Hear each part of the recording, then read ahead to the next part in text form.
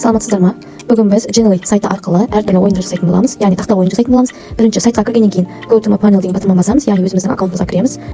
Мұнда кіру үшін Google аккаунт болған өте пайдалы, яғни Google аккаунт арқылы автоматты түрде мінекей мен кірдім. Енді бірінші батырманы басамын, яғни Create Genially деген батырманы басамын, жаңа ойын құрастыру деген батырма. Осы арасында батырмалардың ішінде Gamification деген батырманы басамын, яғни ойын құрастыру деген мінекей әртүрлі квиз ойын құрастыруға болады. Мінекей шаблондар, дайын шаблондар. Соның ішіндегі мен жаңа тақта board game деген ойын таңдадым, сол ойынды тауып аламын. Мінекей мұнда деген шаблондар өте көп, ішіндегі өзіңіздің қалаған шаблоныңызды таңдап алсаңыз болады. Солардың үлгісі ретінде мен жаңағы board game түрін таңдадым. Ойынның ішіндегі фотосын, жазуын, дизайнын барлығын өзгерте аласыз. Мінекей board game'нің де түрлері өте көп. Солардың бірі қарапайым түрі осы. Мінекей ойынға кіріп жатырмыз. Жалпы ойынның ережесі мынандай. Мынау сол жақ бөлікте 4 команда тұр. Яғни бұл командамен ойнаған ыңғайлы. Мінекей мынау қол батырмаларын басу арқылы қай батырмалар басылынатынын көруге болады. Енді мына тасты басқан кезде 3 шықты. Бірінші команда 3 рет қадам жасайды. Яғни 1, 2, 3, мына жерде 46 қадам тұр. Әр 46 қадамға өзіңіздің тапсырмаларыңызды салсаңыз болады.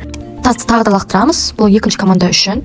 Мінекей 2 шықты. Екінші команда 2 рет жүреді. Осылай 2 команда ғана ойнаса болады, болмаса 3-4 команда ойнай берсе болады. Келесі осылай ретімен тасты лақтыру арқылы командалар жүре береді. Бұның түсін өзгертуге болады, басқа және тағы басқа. Және де осы use the template батырмасын басу арқылы осы шаблон таңдаймыз.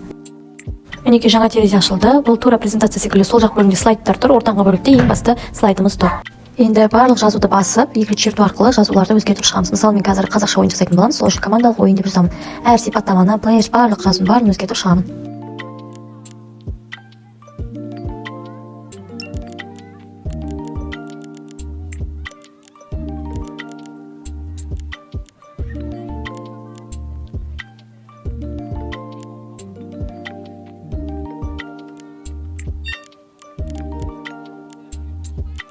Өзгертіп шықтық. Енді 46 қадамдағы тапсырмаларды өзгерту үшін, мысалы, мінекей 1 деген батырманы басамын, және де үстіндегі window деген батырманы басу арқылы жаңа терезе кіреміз. Осы терезе кіргеннен кейін бірінші сұрақ деп жазып қоя салайын. Сол секілді келесі әр қадамға осылай әр қадамның window деген батырмасын басу арқылы сұрақтарын өзгертіп шығамыз.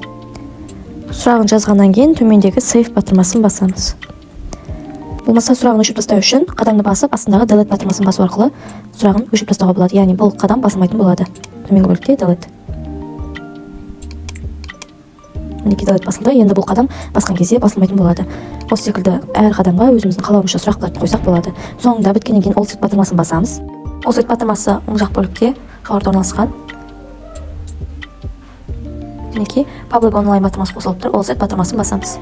Share батырмасын басу арқылы осы ойынның сілтемесін аламыз. Яғни ойынға тапсырмалар енгізгеннен кейін оны онлайн түрде ойнауға болады. Болмаса download батырмасын басу арқылы офлайн ойнау үшін бұл бағдарлама 1 жылға 5000 теңге болып табылады, бірақ ақылы болып келеді.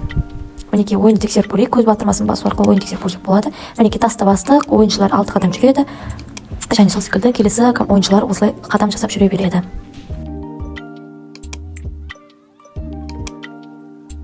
Енді шея батырмасы арқылы алынған сілтемемізге кіріп көрейік. Мінекей сілтемені қойдым, ойынға кірді. Ойын ашылғаннан кейін оң жақ бөлікте төменгі бөлімде үлкейту батырмасы бар. Сол үлкейту батырмасы арқылы навес экран қоюға болады. Назарларыңызға рахмет.